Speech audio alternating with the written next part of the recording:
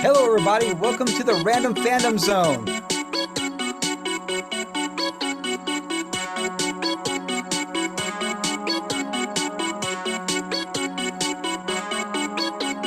So we got Heather and Herbert together, and Heather, talk about what you've been doing for the last month. Yes. I had hoped that we would do this more and we could have more updates as I did this process. But yes, I have completed my Babylon 5 journey, and I would compare it, as I have already told you. We should quit talking in between times, but anyway, just so we have more to talk about here. Compare it to enlightenment. You do not realize that which you seek when you seek to become enlightened. You do not know the ways in which it will change your path. You do not know the journey you will take when you seek to watch Babylon 5. All I do right. not regret it. I do not want that time of my life back. I do not recommend anybody else watch it. Do not watch it. You do not know what you are asking for on this journey. Okay, anyway, so more on that. So Babylon 5, something that most people that's into science fiction have heard, at least aware of. You've heard You of. know, I had heard of it. I knew the name. If somebody said Babylon 5, I was aware it was a thing. So, like, Farscape. I'm aware that's a thing. What was the other one? Anyways, there's other ones out there as well. But you know, was that one? Stargate's another one, and Adronima. There's several out there. Earth something I can't remember. There's a bunch of science fiction shows that you at least are aware of. But Babylon 5 is one of those ones you kind of hear that the folks that actually have watched it really love it. I have not ran into anybody that has watched Babylon 5 that didn't like it. Really? Okay, it does and doesn't surprise me. It doesn't because in the sense if you get through like there's how do you even explain how do you even talk about Babylon 5? But I'm a little surprised.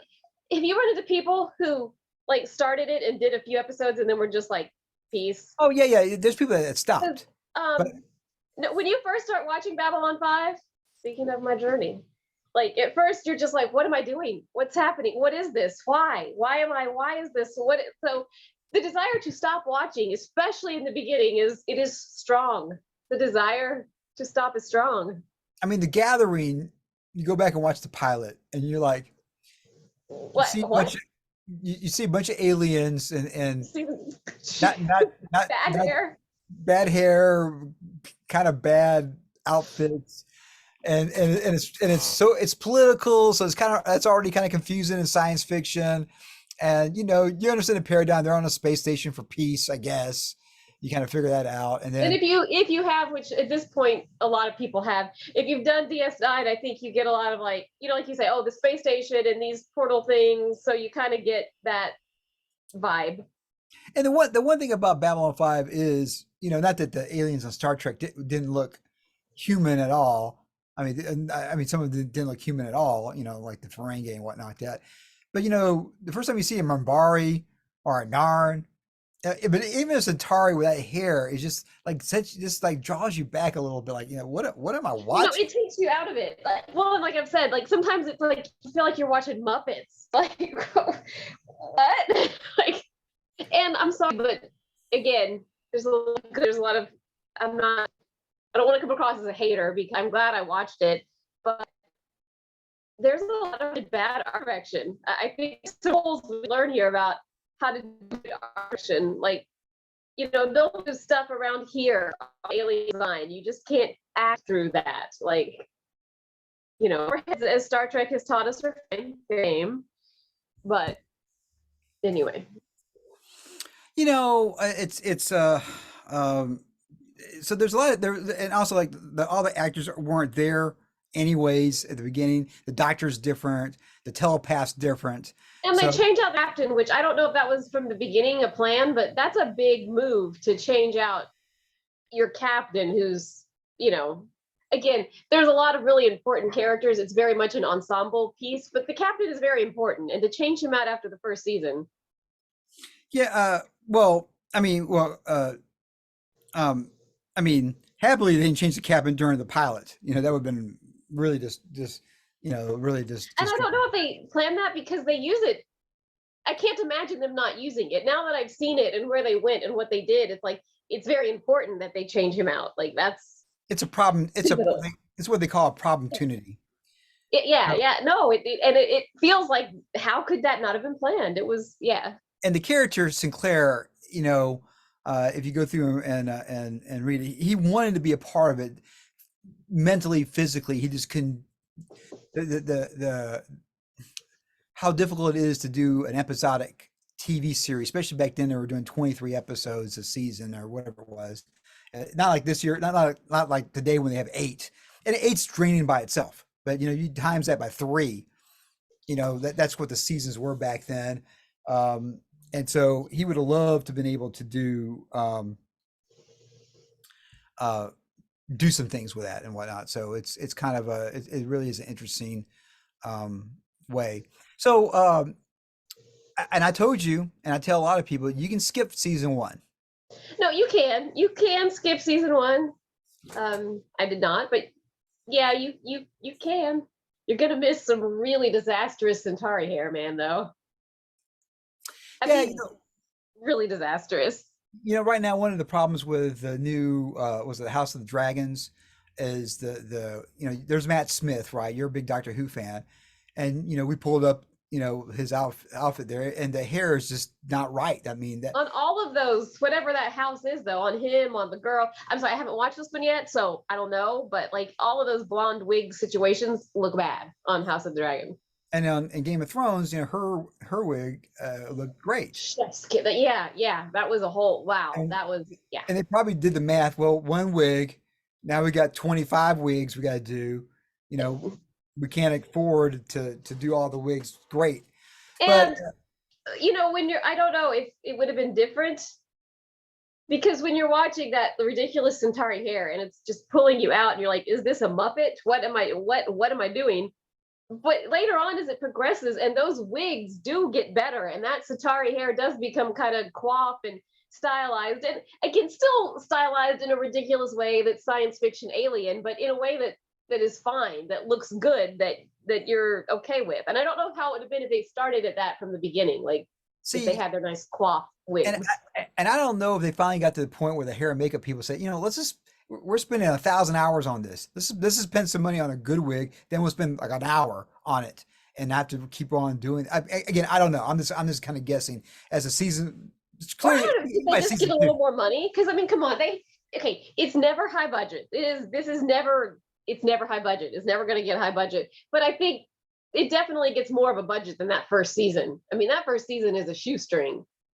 And the one thing the creator from Babylon 5 talks about in interviews is that he wanted a plan.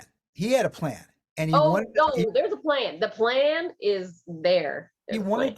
wanted to not have a network go in there and take control of it and water it down. And we talked about earlier, I don't know, at some point we talked about how why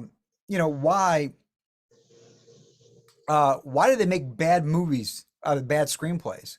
Well, the screenplay probably was initially good, but who's ever putting money into it, they're scared. They got all this money wrapped up into it, so they want to make it good. And the more hands you put in the pot, makes it where too many. So you're saying maybe it's better that it didn't have the budget, that it was just more like what he wanted, and he didn't have a lot of hands in the pot. I'm sure the network probably still wanted him to do X, Y, and Z, or no, I guess they actually. So I guess he actually did it syndication like DS9 did, and Next Generation did at first. TNN by the 3rd or 4th season, the TNN takes it up because I think they just frankly ran out of money, and TNN had enough money, and they realized it had a big enough fan base that they could go along with it. So his name I can never say is J. Michael Straczynski. I can't ever say his name, but he's he's still alive, and he's involved with a potentially reboot. I think at least some of the aspects of it. And he did talk about in interviews that if he got canceled, well, that's it. You never know what would happen if he died. That was it. And you know what? That could have. Oh, that could have. I don't You know. know, I don't know how much you seem to be doing a good job organizing this. I don't well, know if we want to talk about it, talk a- about my journey, about the near death experience that I had while on this journey. after season 3, if they would have stopped there, it would have been like, Oh no, like no, because he's a Zahadoom, right? And he just jumped down the cliff. Sorry, spoilers. This is like a 20-year-old show. You'd yeah. spoil At it. this point, hopefully you've seen the show. If not, Yeah, he does go to Zahadoom. He we, does die at we Zahadoom. we really don't. We really haven't talked about any spoilers up to this point here. So spoilers. Spoilers. So I guess a couple last things. People you had no interest at all in the first season. By the end of the fifth season, even sooner than that, you're like, wow. Ooh. Yeah. I wish I could remember because I talked to you. I wish I could remember what it was that I told you. Like, wow, I'm kind of getting interested. Well, like Lando and Jakar has a really good arc. Of course, Oh, and things I said about them in the beginning, I was like, no, no, you're never gonna get me to the end. Trying to like, oh yeah, but now they're pals and it's okay. After they do these horrible things, and I'm like, at the end, I'm like, no, they're friends. It's cool. Like I'm really shocked and impressed that a TV show could do that like that. Like and I, you're a pretty good critic on acting. And initially, I didn't think thought that much of Lando or Jakar, but hmm. they knew their characters. No, no. Well, and I do feel like they get stronger with their characters. So what you see in the first season does get better. No, Lando is really excellent though. He actually is really a good actor, and Jakar is fun. He's good too. They're yeah.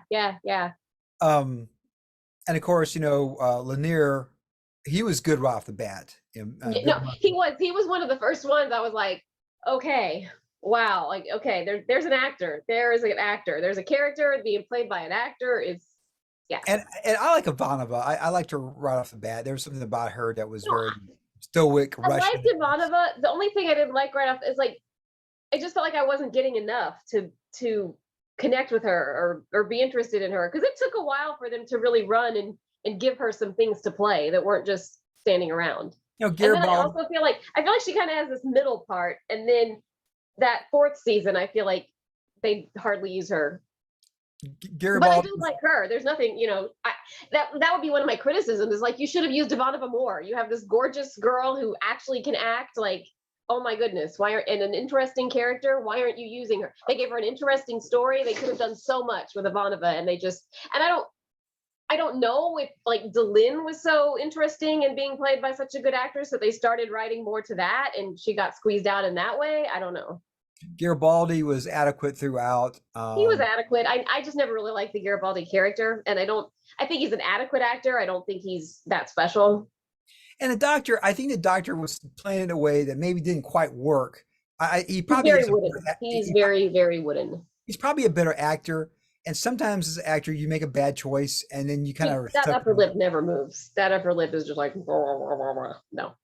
And there's still times where Garibaldi and him, or Jakar and him, or whoever. There's like a joke that happens or whatever, and Yeah, that doesn't make him a good actor. No, I'll agree. They do kind of some camaraderie stuff. yeah, And there's I definitely. will agree that you're like, I don't know how you would have that show without a doctor. Now, I'm not interested in much of his personal plot line because I didn't like him because I didn't think he was a very good actor. But like, at some point, those characters are going to need doctors. A doctor is going to kind of just come into the situation when you're talking about a space station at war. Yeah. There's certain tropes you're gonna have a physician for sure. You're gonna have an engineer. On this one, they really didn't have the engineer as much. Not as Um, much, no. yeah, security. You're gonna have security, of course. You didn't have a lot of because like in Star Trek you definitely do, not in Star Wars, not in Babylon. You didn't have a lot of engineering issues, like things were just not breaking as much.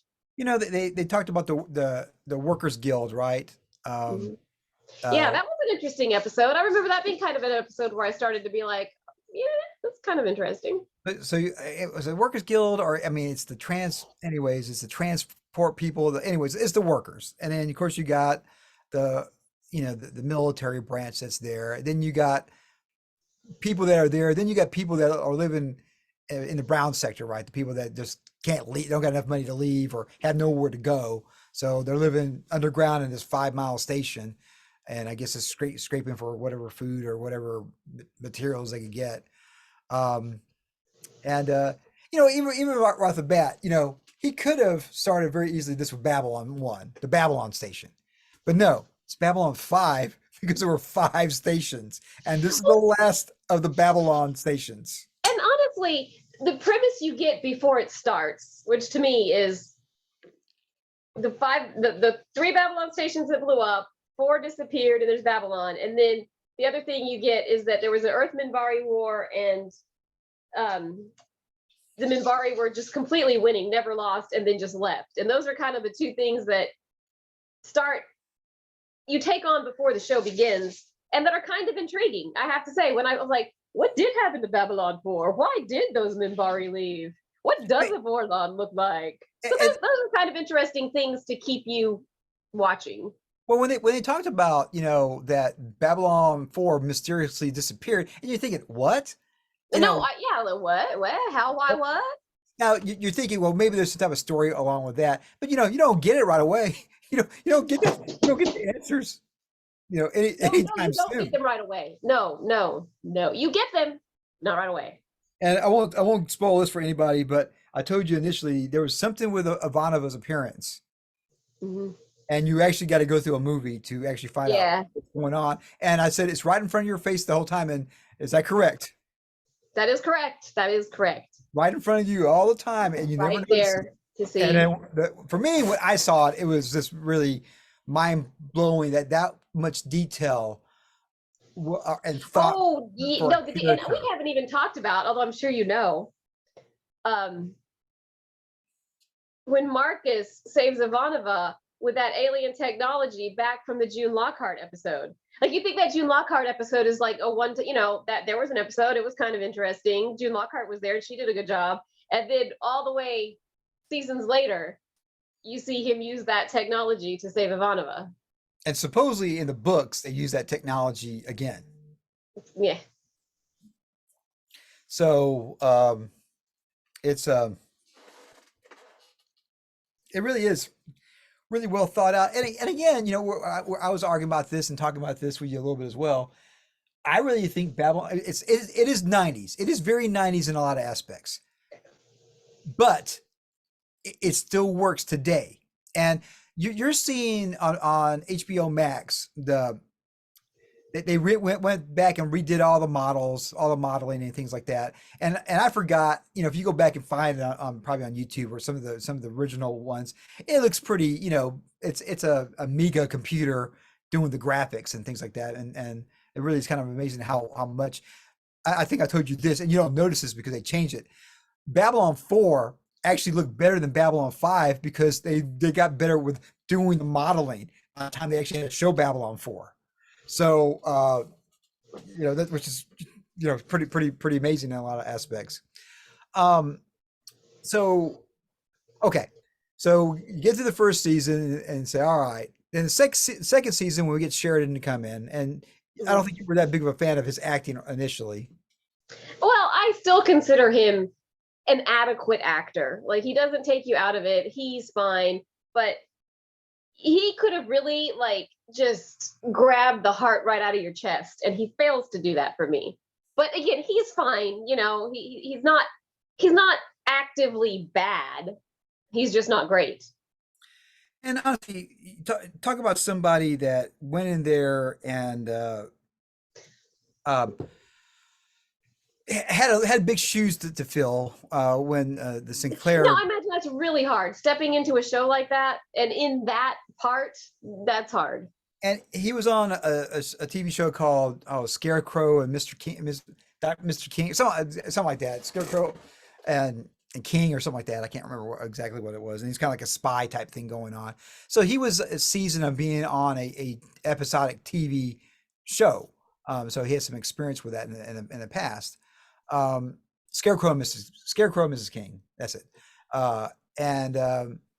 So he was able to go in there. I think people liked him right away. And he seems, when you see him on interviews and at the comic conventions online, he seems to have a really good personality and very, almost kind of like Sinclair. Yeah, I can see that yeah. they didn't seem too different. I can see in the episodes when they are together that they're sort of friendly because yeah, they're Yeah, so they're kind of they're and and also it's nice that they're able to bring back Sinclair back to the story, and he is a very oh no, important part. he even though he's like leaves the first season, he is a very important part of the arc. Like I say, I don't know how you could do that without him because that's a very important part of the show, like what they do with him later. And the creator promised him he wouldn't say why he left, and after he passed away, and since he sadly passed away many years ago, he was suffering from some severe mental illness, and he couldn't even function a lot of times. And he's saying, we got to get you to the end of the season. You have to stay to the end of the season." And so he was able to do that for them. And I think a lot of times people don't understand how difficult it is to do this craft. Not only the actors, but the stage and the makeup and the writers. And the writers are up all hours a day. The showrunners, all these things, get no sleep. The people who do art direction, even if it's crummy or no budget, someone's got to make a Londo doll or whatever to have it ready to go. And the sacrifice that I'm sure he did because he loved what this show was and wanted this show to be successful. And when he turned over the realms to Sinclair, I'm sorry, to Sheridan, um, the few times they were together on screen, no animosity at all. You could see that there was a respect and a kindness, and it would have been interesting to see if Sinclair would have, because I'm real sure initially that was a thought process. They weren't going to get rid of the captain. Maybe Yeah. not I don't know how you'd have the show. I don't. Yeah, I don't know. It'd be like and they talked about this, and I don't know if this is actually true or not, but on the Best of Both Worlds with Picard, it was season 3, right? And if Picard didn't come back, Riker would have took over as captain. So it would have been a different Star Trek series. I don't think it would have been a worse one. It definitely would have been different. But man, Patrick Stewart is. No, he is, and obviously the stories would be a little bit different. But they had a backup, and that's one thing on Babylon 5 you see as well: backup telepath, backup security, backup captain, backup backup wife of Sheridan. Which, on one way, I feel like that's very real. Because don't get me wrong, I love Star Trek and I love my little teddy bear characters that are just all wonderful and people I would love to know. But I feel like it's more real that you're in and out and people come and go, and it's not just the one set plot line that you have. So when Talia left, I don't like the other telepaths, and I think they should have kept it with Talia. When Talia left for various reasons, and part of it was because she was either married to Garibaldi or they got divorced. I can't remember what it Whatever. was. She's a better actress than Lita. And so she left, and so they brought back the original telepath that I guess probably didn't cut the muster from the pilot to the series. But they are once again Lita. No, not a fan. Like they had that device with June Lockhart. They had her. They could say, "Well, hey, are you doing anything? Would you come back?" And then and then turns out to be crucial to the Shadow War going on, and so it is really really fascinating. And in some ways, I like Zach better as the chief of security than Garibaldi. He's more relatable, more down to earth. No, I didn't like the hothead Garibaldi archetype. I'm over that. No. And Zach on there, because he had a problem with something, I think substance abuse. I think they all had a lot of substance. A lot of them did. A lot of substance abuse. You get the stems with the did. She's written books about it. Well, I'm talking about like the characters in the show, but like Garibaldi, the actor. Yeah, a lot of the characters do too. Garibaldi had substance abuse problems. Zach had a substance abuse problem. The doctor with stems. I'm sure there's more. I mean, Londo. I don't know how the Centauri are, but you don't probably ever see him without a drink in his hand, and that pays off later on too, because apparently he's got some tolerance to when that whatever is on him can't hold his liquor as good as Londo can. And so and again, I don't know if they thought about that beforehand. I have no idea. I'm going to guess probably not. But the idea of them foreshadowing Jakar and Lando killing each other, and you see that I think it's the first season. And even though for some reasons I don't like the flashback of Delenn and the captain in the prison, and she's saying like, "Oh, we're married and we have this kid." I'm like, no, I don't want to know that. But you also see her with Lando and him saying that he has to drink to keep this thing asleep, and then later on, sorry, it's a timey-wimey thing. But then later on, you see younger Lando, and they're telling Lando, like, oh, the Regent likes to drink a lot. We don't understand it. And if you're a watcher, you're like, oh, I know why the Regent likes to drink, because he's keeping the thing asleep. Yeah, yeah. He's trying to be. There's a lot of satisfying moments like that where you're like, whoa. And again, Babylon 5 is one of these things that you cannot pay attention, and it's fine. But if you pay attention, there's a lot to potentially follow along. So the idea of that, the jumping around in time, didn't really bother me. Every once in a while, you had some bottle episodes. We talk about Penn and Teller showing up. I mean, it was fine. I don't know, like. It's fine, And but it was funny. I don't know. I don't know. The janitor, the maintenance worker one, or the janitor one, I thought that was kind of an interesting one from seeing that point of view. Yes, that episode did not bother me. I was fine with it. I'm not sure if I really recommend a show providing its own commentary, which is, I feel like, what they were trying to do. I feel like Babylon 5 a lot likes to provide its own commentary. It has like news media, and it has these little episodes, the whole episode through history, where it kind of tries to provide its own. It's like, no, Babylon, you don't get to provide your own commentary. We provide your commentary. Well, the thing about that one there is that at some point they become basically practically religious figures in the future, because of that big 1,000-year war that happened. And it's interesting. I didn't quite understand all of it, but basically you have a monk. We're going to introduce gasoline next month or whatever next. Well, this is how, I guess, whatever. Everything's been lost and it's gone back to like a dark age situation, I guess. And so they rebuilt. But they have the stories and the myths and the legends of. It was like 3,000 or something, like somebody, and 5,000. They're like looking at a computer, whatever it was. It wasn't like also like Garibaldi as a hologram tricks somebody or something like that. So anyways, maybe, I mean, so they anyway, so there's a kind of an interesting aspect on some of those episodes there. But yeah, the idea, I think a lot of the things kind of even today, at least a lot of people feel today, the idea with how people perceive the news, how they perceive politics, how they perceive. It did. Like, when I watch Babylon 5, I would think, like, is that how news is? Like, are there situations like this that I'm watching the news and it's really completely not like it did blow my mind in terms of watching a news cycle and being like, oh my gosh, is there really like a Sheridan and Delenn somewhere and I think they're horrible, and like, are Megan and Harry really Sheridan and Delenn and they're wonderful people and I'm just being told all the horrible things about them? Yeah, I mean, when politics got to be really vitriol, I mean, really the last 4 years or so, I just and partially because I don't watch TV anymore, cable anymore. I guess in theory I still got cable, but I'll never turn the TV on to watch it. I just don't watch news, any of the channels anymore, and I get it from other places. But my life's a lot happier by not having pundits tell me what I should think or understand. I mean, I'm still kind of under the old thing when I had journalism. You just report the information and let people decide what they think.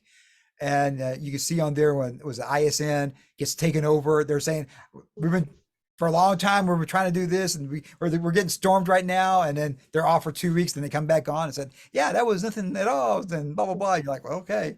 So now you got kind of what I perceived as back in, and I'm sure what they were using as an analogy from the Soviet Union at the time, Pravda, this saying whatever they wanted to say from the government and everything. The idea of the Shadows and the Vorlons being an older race was fascinating to me. The idea they had different philosophies about about conflict and about how to progress a civilization. And if you think about it, it's kind of the same. It kind of is around us that there's the folks that believe in war, and then there's the folks that believe in kind of, what they call it, the parents kind of telling you, no, you shouldn't do that. You're going to get in trouble if you do that. And so, I thought, okay, spoilers. We're gonna find out about the Vorlons. I did find it very like when the Vorlons are revealed, and basically they're this older, much more evolved race, and all these other races on Babylon 5 are the younger races. But the Vorlons have been trying to help them, although eventually they leave. I don't know, whatever. They've been trying to help them, but they've appeared as like, whatever your culture is, the Vorlons kind of wrote into your DNA and your history and your culture that they're the god or the angel or the spiritual being that you're predisposed to follow. So when we finally see a Vorlon, big spoilers here, all the races on Babylon 5 see their particular savior, except the Centauri, because I don't think the Vorlons ever messed around with the Centauri. So the Centauri have no gauge. yeah, and Mabari and Centauri were older races apparently, so they not like the first ones or anything like that. But the idea of a lot of these characters you didn't like Zathras at first, Well, okay, he's just such a Muppet. It's like, Zathras. am I watching something that I'm taking seriously, or is this Fraggle Rock? Like, I don't know. And again, I can give that convention because different cultures would have different ways of talking and declamation and But Zathras is infantilized. you get wasn't they had the fish people there Now, also? again, because she's Croatian, Delin has different declination and things, but Zathras is like a character written for a 4-year-old. Zathras don't understand, but Zathras do. Zathras is good at doing, and also like this, it is quotable and a lot. I mean, the time when Sheridan goes up to Lita and says, "You're not the only one who's been touched by a Vorlon," and again, who else in that station could go to her? Only another person who got touched by a Vorlon, and he's it. If he's not there, she's when she's getting them to knock their hands together. I mean, it's a powerful showing that you can't control her. The Vorlons made her so strong that there's no one that can stop her except for Sheridan. And even it's not 100% that she's got stopped by him. I still think maybe it's the piece of Kosh that's still left in Sheridan that could stop her, but not. The piece of Kosh from Sheridan left. I don't think it completely left. I think it's hanging around. It totally left. We watched it leave. It's I think. So what did you think? And I'm just thinking, we haven't even talked about this. This is what we haven't talked about. The episode Gray 17 is missing. I'm trying. You talking about on the ship itself? Mm-hmm. On Babylon 5. Yeah, like they couldn't get to it, or was just like it was so bad I can't even remember. I know Garibaldi goes there and there's a Muppet that shoots him through the eye. The Muppet's eye shoots Garibaldi. It made my brain explode a little bit. Like I was like, I don't even know what I can't even. So I kind of blocked it out until like right now. Every once in a while, there's an episode like you think, where you're just like, what? Kind of like when Zach said, you never know who's going to come here and he leaves. Then like 3 Elvis impersonator walks in there. It kind of funny. Kind of interesting in some ways. And like when the Narns were doing security, and then Lana was saying a bunch of bad stuff about Narns. Says, yeah, if I wasn't so slow, maybe I could work a little bit fast. So I think you're going to be here like 3 or 4 hours now. So it's like it's just like you can't you just can't do anything. So there it is. And Bester, I mean, talk about Chekhov getting a chance to go out there and actually having something to do. And yes. Allow him. It started out like I was like, oh, Fester episodes are cool because they were like real and everything. And then by the end, I like didn't want to see him coming because he was so. I knew things were going to get so bad when he was there that I was just like, no. But Chekhov did an amazing job. It was really good.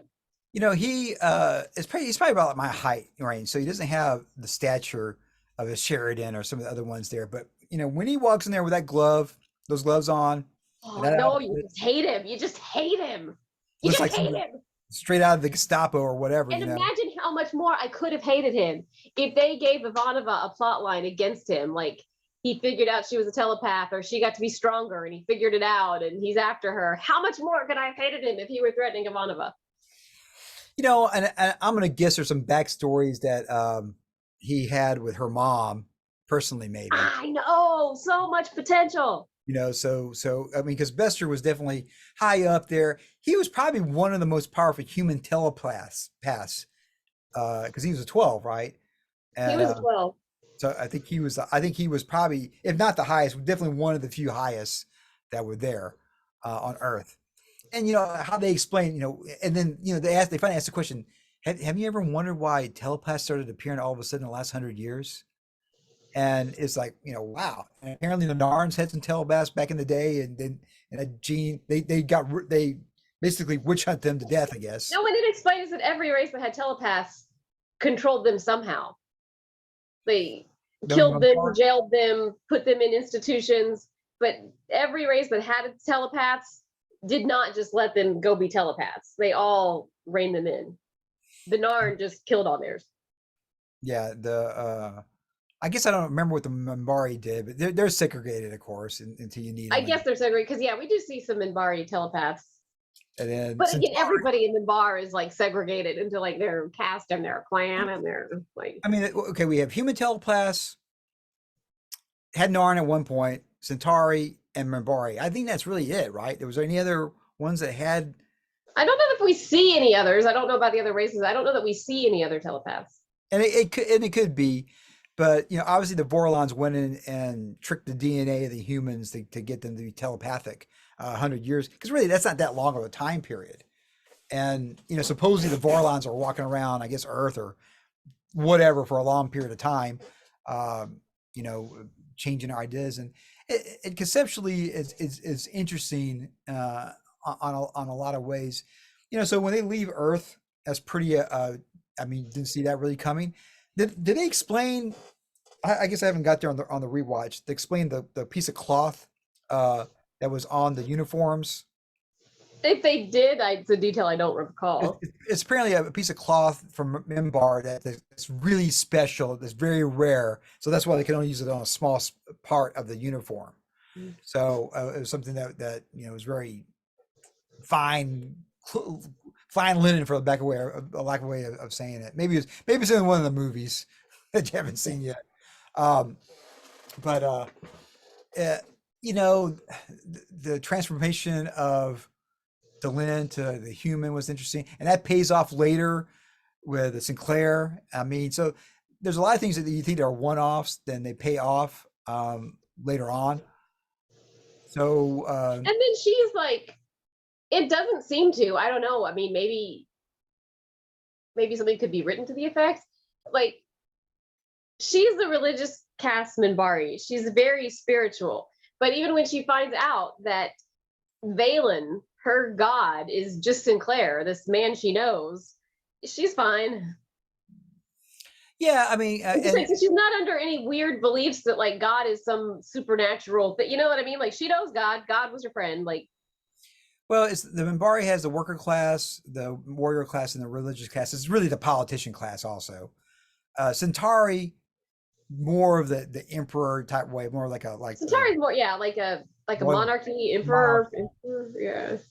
Narns have a council, basically, right, for their structure. Earth is kind of the America for the world, like we ever said. They had the president of the world, I guess, and then they got the senates and those type of things. So it looks like, at least in that world, democracy paid off in the future and got rid of all the vice president kills the president, and then Babylon 5 secedes from America or the world, Earth, and okay, there's a lot of political junk. But remember when you watched the Phantom Menace the first time, they're talking about trade federations and taxes, and you could care less about any of that junk at all. Not at all. Not at all. Not even a little bit. again, and Babylon 5 had more time, but somehow you actually kind of care a little bit about the politics, what's going on in Babylon 5. You kind of, oh, well, they can't go back to Well, yeah, Earth. but I don't think they start like the first Phantom Menace. Like it kind of just starts with that with crap you don't know. Babylon 5, like you get to know some of these people, you get to know that they're this and this person's this, and then you get to see how it interacts. And then at that point, you are kind of like, oh, that's probably not cool. Or And so there's a couple of mysteries of things that right off the bat. Like one is what happened to Babylon 4? It disappeared. Mhm. Why did the Minbari stop right before taking over the human race? It stopped all of a sudden. You know, And what does a Vorlon look like? what is a Why have we Vorlon? never seen a What, Vorlon? what does a Vorlon look like? Everything that goes to Zahadum doesn't come back. So there's certain And mysteries. even the Minbari that go looking for the Vorlons never come back. Yeah, there's something about going out there trying to find the first ones. If they didn't want to be found, Oh, they sorry, the first ones they were looking for. They never come back. they just don't come back. And so, conceptually, there's a lot of interesting, parts of that as well. And you know, um, I recommend everybody watch Babylon 5 because I think No, do not watch Babylon 5. you'll have a Falling from a higher place. It is not a desire. if the whole world would watch Babylon 5, the world would be No, a better place. they would not be able to understand the universal truth of Babylon 5. Now, I guess we can briefly talk about this. I'm kind of excited for the reboot, but I also don't want the reboot to happen because I feel the same way. I see so many good things in Babylon 5 that would be so ripe and wonderful for a reboot, but then I'm like, but how can they do it without whatever, this actor or this, like, oh my gosh, no. now if he has control over it like he did the first time, and he's writing the scripts and he's writing the screenplays and he has the plots, I think it could work. There's Um, still no Mira Furlan, if you know what I'm saying. yeah, but at the time, no one knew who she was when she did Babylon They 5. got so lucky with her. I don't feel like they got lucky with Lanier because I feel like he was an actor. They hired an actor and he comes on and does a good job. That's not luck. That's you hired an actor and he's really good. Well done. I feel like they got so lucky with Mira. Well, Like Lanier really didn't want to do it, but he just had been kind of out of work a little bit, and it was something that he basically said, "I don't want to be the lead. I'm happy to work 2 days a week, and I get paid the same amount of he money." could have been Sheridan. So he didn't want to work as hard, especially in that makeup. And that's the other thing that they did really good, because you have Mhm. episodes you don't see Jakar or Lando because Or Lanier. Lanier because have them put the makeup on for one scene wasn't right, so you just didn't see them at all. They might refer Unless to they them. had like a full day of work. Because and I don't know if people realize this, and maybe people do, like that makeup probably is hours long. Like they're coming in the wee small dark hours of the morning to sit through probably 3 4 maybe more hours of makeup. And having Lando or having Jakar, Lanier being able to act with all that prosthetic makeup on and plastic and whatever they got to And do. that's I think especially like for Jakar, I think it was really that design is so bad for an actor. Like Lando, he kind of has his face. And really Lanier has his face. But man, Jakar, they just he didn't have a chance. And when you see Jakar go in there and go up against the Centauri, you know, Emperor, and it's just like, Or the dust episode where he gets high on the dust. I mean, and It gets and real. It and gets real. and he, and again, those characters knew. I mean, my sister and I used to joke about them being like French vampires or something like that. No, they are. They're like French Kind of talk vampires. like, they kind of talk like a vampire or whatever. Well, I think Lando's really more Russian, but whatever. Russian or French. I mean, very Frenchy. Lando's a little Russian. Some of the other Centauri are more French, especially in the first movie. That little girl who's with the kids, she's trying to do French, but I think she's doing it kind of spittily. They're aliens. What are you gonna do? What are you gonna do? They're Centauri. Let's move on. So and the idea of Lando being willing to blow up an island. Oh, I And, know that was great. He's like, well, I didn't want to do it that way, but yeah. and so That It's was amazing. That's an amazing moment. I mean Veer. I mean the. I mean Veer was again. You didn't like Veer at all either, and at the end you're like, No, okay. and I think a lot of, and if you insist, if you must take the Babylon journey, a lot of things I at first did not respond to well, and then was like, oh no, it's actually fine. Oh no, it's actually good. So I don't know what that was, but I had a lot of initial reactions of like, what? And I was like, no, actually that works. Yeah, so there's a lot of things like I don't necessarily like the jump gates technology, but again, you Mm. can do the Star Trek warp drive stuff, and the idea that you know their ship is Vorlon base also was interesting.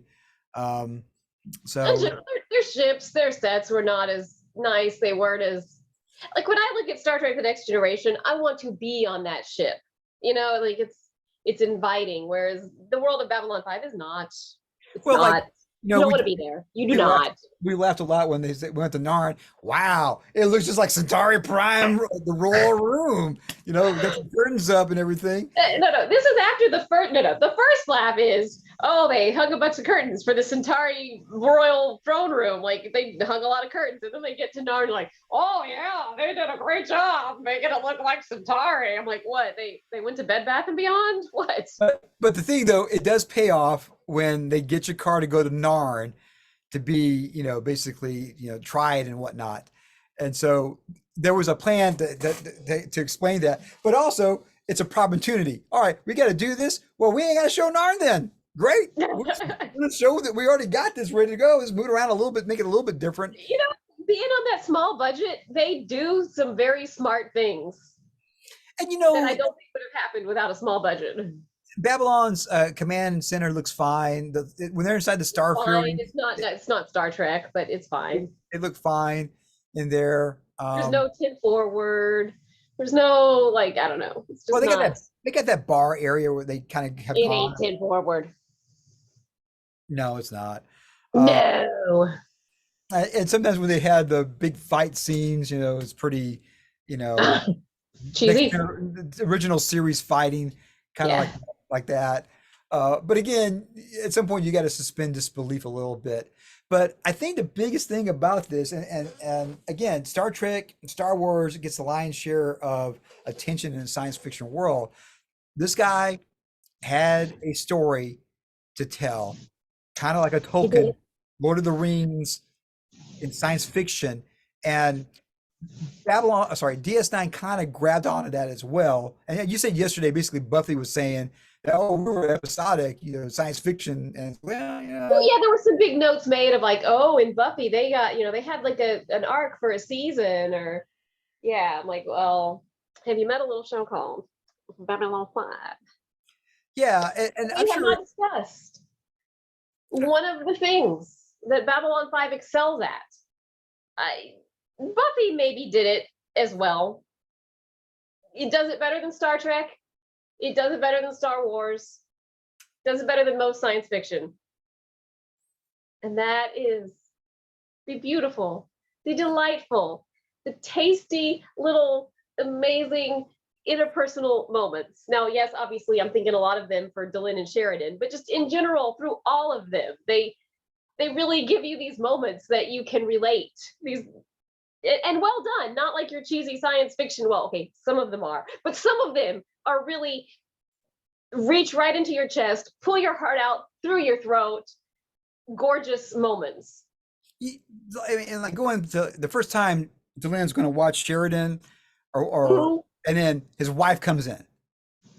Laura Ingalls Wilder walks in there, and and, uh, and it's just like, okay, That's true, and that is what I'm thinking. Like, there's one where Sheridan's just having a bad day, and she's talking to him, and she's confused. Like, he says, "Man, I just want to kick him in the butt," and she's like, "You want to kick him butt?" And they get into a little laugh about her not understanding the word "butt," and then he's kind of laughing, and she's like, "See, you turned your day around." And then like she looks down and she's holding his hand, and she hadn't realized she'd been holding his hand.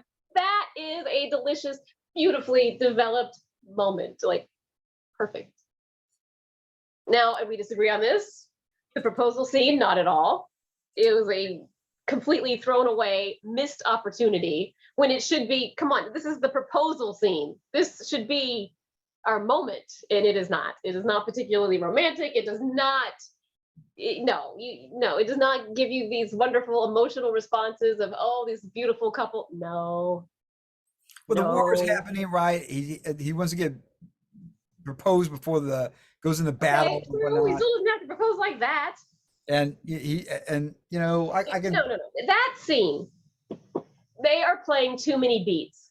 They're playing, okay, they have discussed, but they're still playing the I have 20 years to live. And then Sheridan is kind of explaining these things he went through to Delin of like, I went there with Anna, but when I was on Zahadum, I really said goodbye to her. I get it. She's gone. I didn't think I could move on from that, but I did on Zahadum. I fell there. Also, this whole trope of I was mad at you because you lied to me about her, but I forgive you because I know you were doing it because I was going to die. And like, I understand you were trying to protect me, but we're cool now. And then the proposal. The scene just has too many dense things in it. And that should be a beautiful proposal in a lovely little moment where that's the only real issue that they're dealing with. Yeah, the I mean, like even like a scene with clothes hanger, basically a Vorlon and Sheridan, and and he says, if you go to Zahadum, You will die. I won't be there for you. Yeah. And he's thinking, oh, well, he's mad at me if I break his rules or whatever. But no, he literally knew if he goes there that he wasn't going to be protected. And so it's there's a lot of little things like that, and even like when the doctor when the Garibaldi tells the doctor who had substance abuse problems, says, "Man, these stems aren't good. Yeah, I mean, you gotta check, get yourself checked in and figure this thing out." Um, and then Garibaldi getting having Bester basically take over his mind or whatever, and cause him to quit and do all those type of things, and just becomes this agent of provocateur in a lot of ways, and really not trusting Sheraton at all. And pretty amazing flip for an actor to do something like that. But As again, well. back to what I'm saying, I love they take their time. Sometimes with some moments, they take their time. Like this is at the very end. So we've had our Babylon 5 ride for the most part, and people are leaving the ship.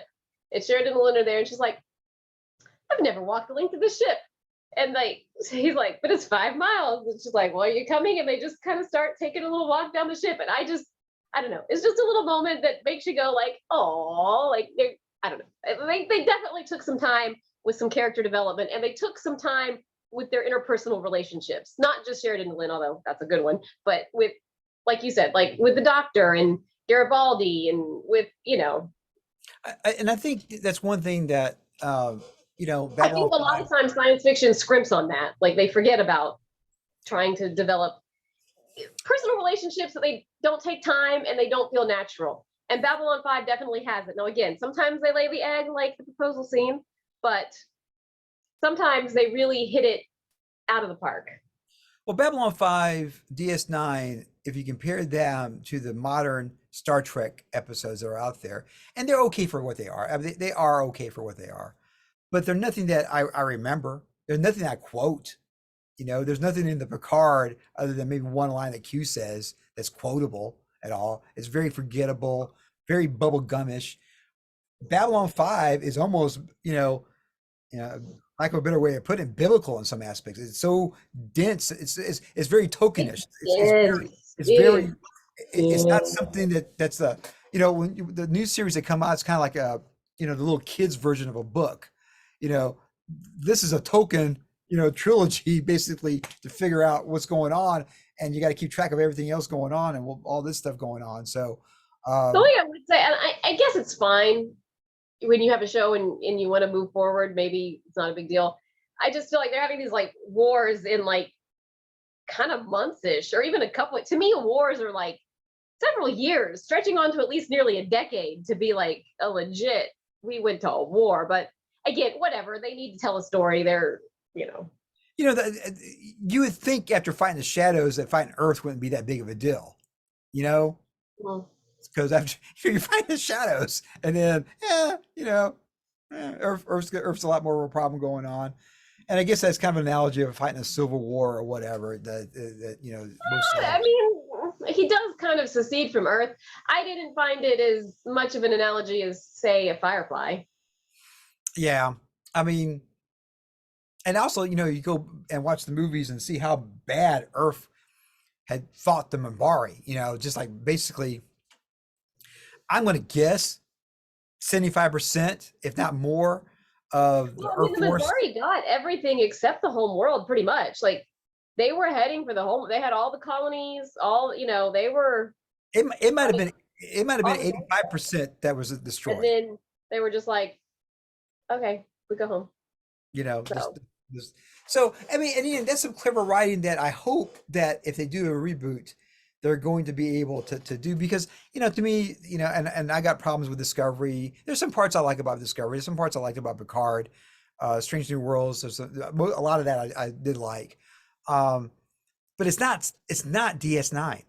It's not Babylon 5, and mhm. really, it's not that Babylon 5 is that edgy, but it takes its time and it's not watered down. And these are people you can actually relate. These are flawed people, like real life. Lando is a flawed person, but when Veer says there's good in him, he's right. There is good. He saw something in Oh, Lando Lando. is horrible. Lando does some horrible things. Like who I don't know. One of them who was it who's like, oh, I like the people screaming your name that you're gonna kill, or but he does some good things sometimes on even really delicate personal matters. He does. And again, I think Babylon 5 shows better than a lot of things is that there's a lot of things that Lando didn't want to do, Mm-hmm. but for the Mm-hmm. good of Centauri, and No, even he some, some of the bad things he did not want to. and for the good of Centauri, or even later on, good for the universe or whatever, he would do things that were difficult to do. Like he had no choice between putting that beast on him, whatever it is, and if he didn't do it, they were going to destroy Centauri.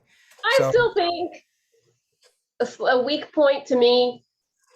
I needed more of a reason for Lando to start working with what's his name, the Mr. Shadow guy. Morden, Mr. Morden, Yeah, Mr. Morden. I just don't think Lando would have been that stupid to not think there was a payout. Like Lando would have said, "And what do you want out of this? Like, what is our deal here? Because it's a he deal. It's not just you taking care of things for me." And Lando is smart enough to know that.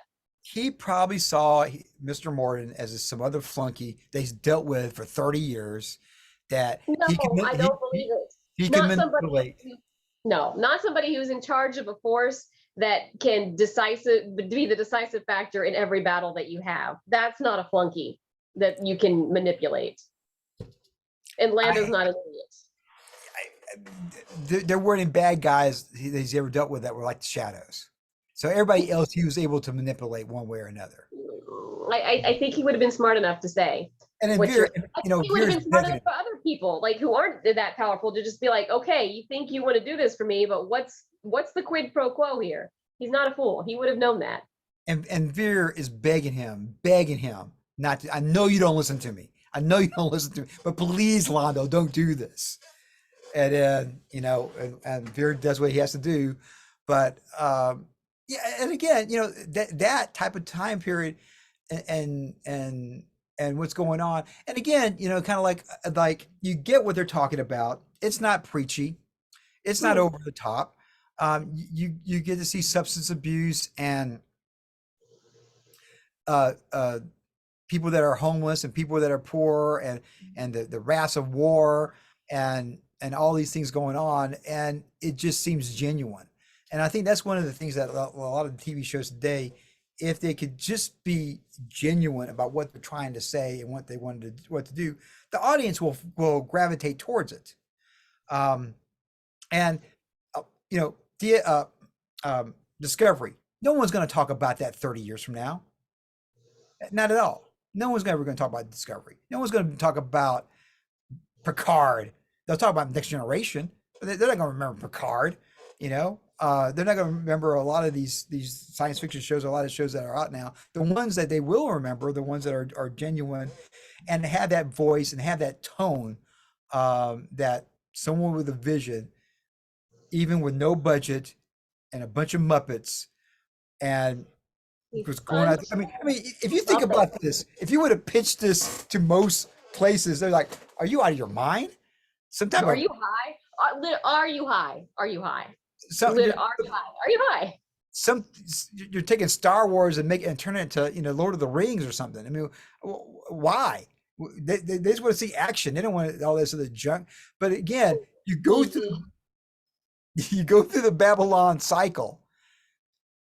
Yeah, Everything just connects together, and I really think honestly it makes the world a better place when you are able to see that. And again, when science fiction or when film or cinema is done correctly, uh, it really is as good as a novel. It really is as thought provoking as something that is perceived as more valuable than just a pop TV show. And I think Babylon 5 is uh, definitely that. So I thank you for going on that journey for sure. Not many you're have, welcome. but You but earn it. You earn Babylon 5. you earned Babylon 5. And I'm sure again, kind of a joke in some ways, and they actually had that line on Breaking Bad. They're bugging some places. All they did was talk about Babylon, something called Babylon 5 for 3 hours. Well, you know what? We can take one thing, Lanier, and talk about it 20 hours Oh, you could. You about could. his arc, about what was going on with this Which we him. didn't even talk about. No. Totally disappointing arc. Spoilers. But when you go and try to see him as an actor, and that's another thing as well, that a lot of times young actors think that they won't have the director telling them everything. Come with something. Billy Mum came with something, and that something paid off in a lot of ways throughout the series, and even it allowed that to be even more heartbreaking than if he didn't bring something. I find it disappointing where they went with it. Well, it definitely evicted an emotion from you that most of the stuff that's out today, you watch Picard, you're like, It depicted emotion because he was like one of the ones like, man, he's an actor. Oh my gosh, I can get into this show. And I just loved his character. And then I'm like, why did they just throw it away on something completely disappointing? well, that was the penultimate episode, so um, and I think that's the last time he actually put on I the. think there's a lot better arcs he could have had. A lot better. And that's the beautiful thing about Battlefield 5 is you can go there and debate the what ifs, so forth. I think even more so than the Next Generation. I mean, Next Generation sort of had a little bit of arc throughout the whole 7 years. Not really, Not, not, actually. not this. Not this. DS9 from the third season on kind of did. DS9, not like a Babylon 5 arc, but DS9 has some arc to it. Yeah, and so this is fantastic. Well, I highly recommend going on HBO Max and watching all the episodes of Babylon 5. I will not be disappointed if you skip the first season and go pick it up later on, which you can do, and like, oh, whoa, oh, wow, okay, all these connections going on. You do not understand the journey which you take. You will be changed in ways you cannot control. We haven't even talked about my near-death experience Okay, with go Babylon ahead. 5. I mean, on it, people beware. I don't know if we can though, because it triggers stuff. So never mind. We can't talk about it. You might. It could be a near-death experience for you. It could. You do not know the effect the show may have on you. Prepare your soul before you begin your journey. And Make yourself right. I'll say this: at least they didn't sucker punch you with something like that. No. And that's okay. I'll just like that's one of the things. Spoilers of the 20-year-old show that I really like about Sheridan and Dylan is like it is so hard. I think in any genre, especially science fiction, but any genre, just to find a couple that's a good couple. Like no drama. Like they're just they're good together, they're caring for each other, they're supportive. It's just this beautiful, very well developed. They show us kind of their smaller moments. After whatever season where they're married, they're like, oh, having breakfast and we're talking about this, and and that's a very rare find. And again, I'm so glad they didn't sucker punch us. They didn't then give us drama. They didn't do a future thing and but they're divorced now, or any, they're just like, no, this is a good, strong couple. We're developing them. We're giving you these moments that relationship goals, Lynn and Sheridan. And I find that really rare. It would be one thing if it's like, oh, you just kind of see that everywhere. What other science fiction couple? Riker and Troy, maybe, but Riker and Troy, they don't give us enough Riker and Troy.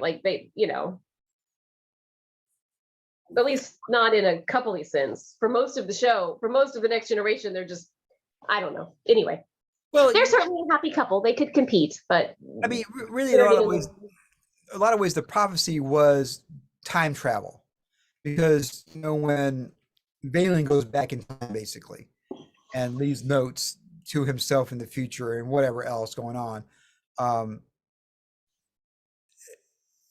And again, I think also part of Babylon 5 is you have these things that are destined. Jakar and Lando were connected together in the universe somehow or another. I think Ivanova meeting the captain and meeting Marcus and meeting some of these other individuals. See, I think they had more for Ivanova and they just gave up. I wish I could have seen the arcs they intended for her. Yeah, I don't know. I guess her contract was up. That's why she didn't do the 5th season. I'm not quite sure. Her contract was up, and then I think she wanted to do the show, but I think she was asking if she could do something, kind of like, oh, I need to do this, but can we have a shooting schedule that would work with both? And they were just like, well, now if you want to do anything else, we're not going to hire you. Well, I hope and it is limited.